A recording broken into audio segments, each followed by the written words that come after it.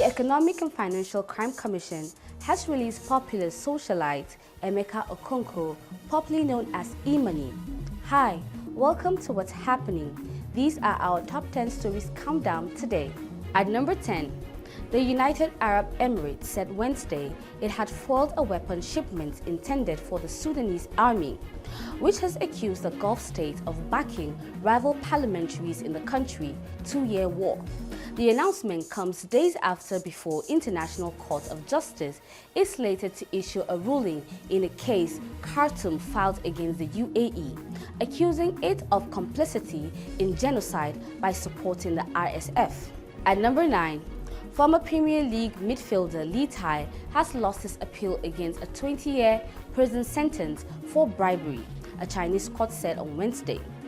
A lower court jailed the former China coach in December, snaring one of the country's best-known football figures in a sweeping government crackdown on corruption in the sports. The Hubei Provincial Higher People's Court said in a statement Wednesday it has rejected Lee's appeal and ruled to uphold his original jail term.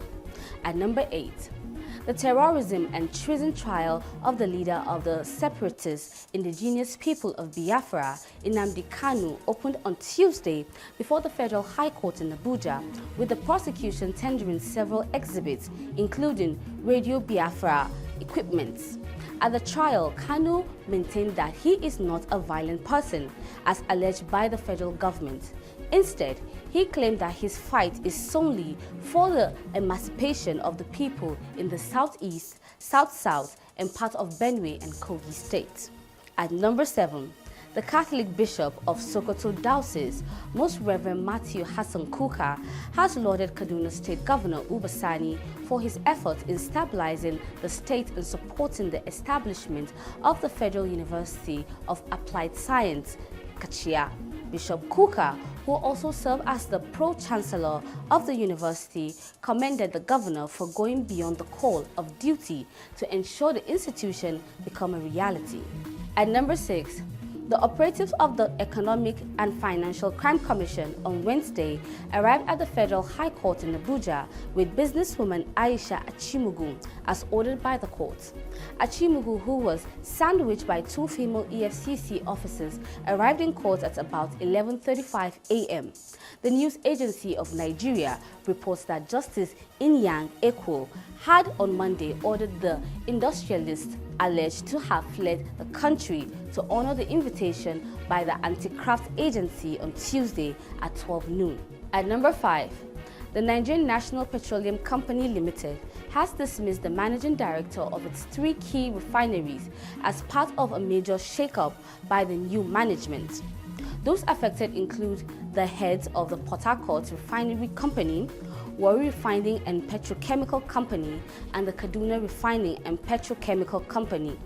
In addition to the refinery chiefs, several senior officials of the national oil firm were relieved of their duties. At number 4, the federal government has declared Thursday a public holiday to mark this year's Workers' Day. Workers' Day is celebrated every year on May 1st. Announcing this in a statement on Tuesday, the Minister of Interior, Olubunmi Tunji-Ojo, commended Nigerian workers for their diligence and sacrifice. He recognized their efforts as contributors to the country's internal and external growth.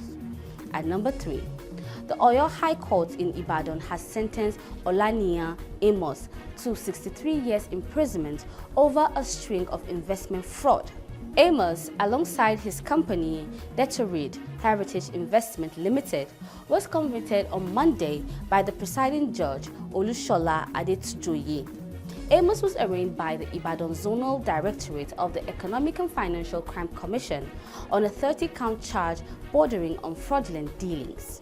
And at number 2, the Nigerian police force has reactivated the issuance of tinted glass permits nationwide through a secure and user-friendly platform. Force spokesman Muyiwa Adejobi disclosed this in a statement on Wednesday.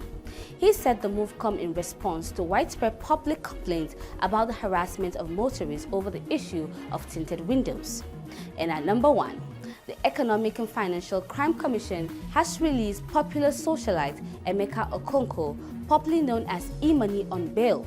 A source at the commission who did not want his name in print told our judicial correspondent Shola Shoyele via phone that Imani was released on Tuesday and would be charged to court soon. Imani had been arrested on Tuesday on allegations of Naira abuse. That's all for today. See you next time on What's Happening.